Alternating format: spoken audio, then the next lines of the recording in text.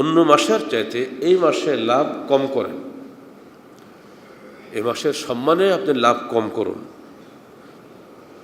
যারা ব্যবসা করেন এটা তাদের জন্য খাস। আর আল্লাহকে ঋণ প্রদান করুন, আল্লাহ নিজে ঋণ চাচ্ছেন।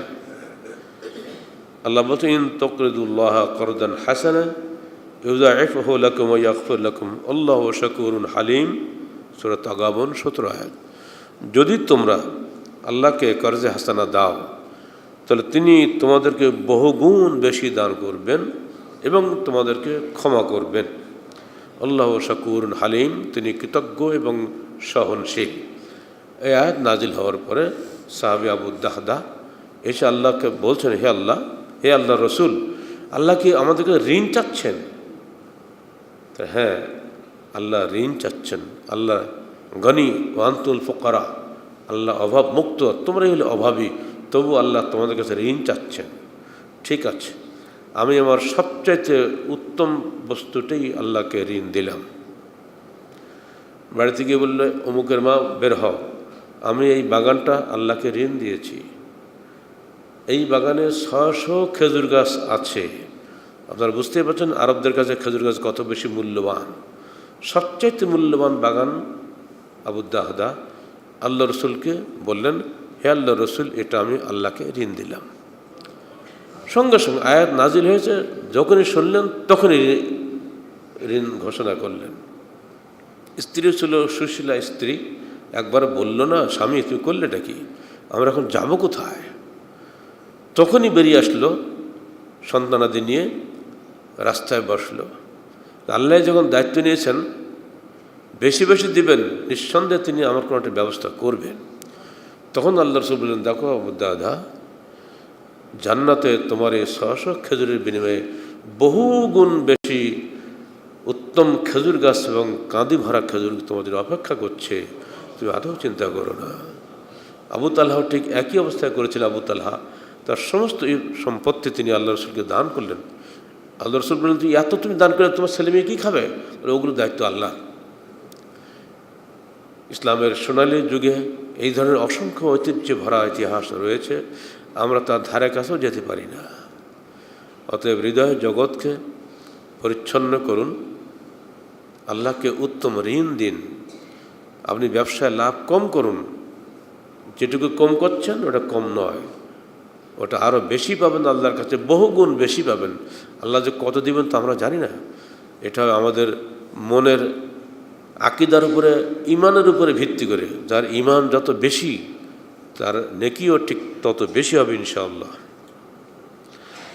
ব্যবসায় প্রতারণা করা থেকে এবং মাপ ও ওজনে কম বেশি করা থেকে বিরত থাকুন।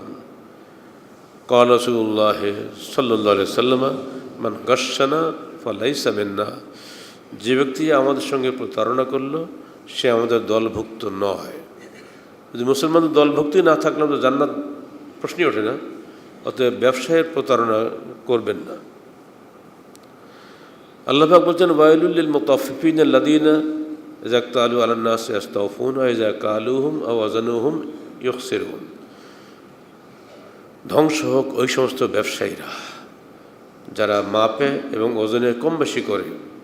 যখন তারা নেয় ভরে নেয়, আর যখন দেয় কম করে দেয়। মদিনার লোকেরা ব্যবসায় কম বেশি করায় প্রসিদ্ধ ছিল সেই সময়। মক্কা থেকে যখন হিজরত করলেন আল্লাহ রসুল, তখন এই আয়াতটি নাজিল হয়ে গেল। আবু হুরায়রা বলছেন, মদিনায় এই আয়াত নাজিল হওয়াতে মদিনার লোকেরা এত লজ্জা পেল যে আমাদের এখানে সেই আয়াত নাজিল হলো, তাহলে তো আমাদের তো বদনাম হয়ে গেল, সারা দুনিয়ার লোক তো আমাদেরকে বদনাম বলবে। এই যে মদিনার লোক তওবা করেছিল সেই সময়, বলা হয়ে থাকে তখন থেকে মদিনার লোক আর কখনোই মাপে ওজনে কম বেশি করে না। আমাদের মধ্যেও যেন এই গুণটা ফিরে আসে। আপনি মাপে ওজনে কম করছেন, আল্লাহও দেখছেন যে বান্দা কী করলো। এমনভাবে আল্লাহ পাক আপনাকে এর প্রতিদান দিবেন যে আপনি টেরই পাবেন না আপনার কি ক্ষতি হয়ে গেল। হয়তোবা আপনার তকদির ছিল আপনার সন্তান একটা কঠিন রোগে আক্রান্ত হবে, কিন্তু আপনি যে আল্লাহর ভয়ে মাপে ওজনে কম বেশি করেন নাই, আল্লাহ তো ওটা দেখেছে। আল্লাহ দেখলেন না, বান্দা তো আমার ভয়ে সে সুযোগ থাকা সত্ত্বেও অন্যায়ভাবে ইনকাম করেনি, তো আমি কেন তার বাচ্চাটাকে কঠিন রোগ থেকে বাঁচিয়ে দেব না। দেখা যাচ্ছে রোগটা হতোই কিন্তু হলো না, বেঁচে গেলেন, আপনি কিন্তু টের পাননি।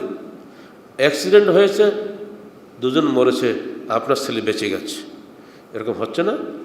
আপনি কিন্তু টের পাচ্ছেন না কীভাবে হচ্ছে। আল্লাহ তো বলবে না যে তোমার অমুক দিনের অমুক নেকির বিনিময়ে আমি এটা করলাম, এটা কিন্তু আল্লাহ আপনাকে বলবে না, কিন্তু আল্লাহ ঠিক সেটাই করবে।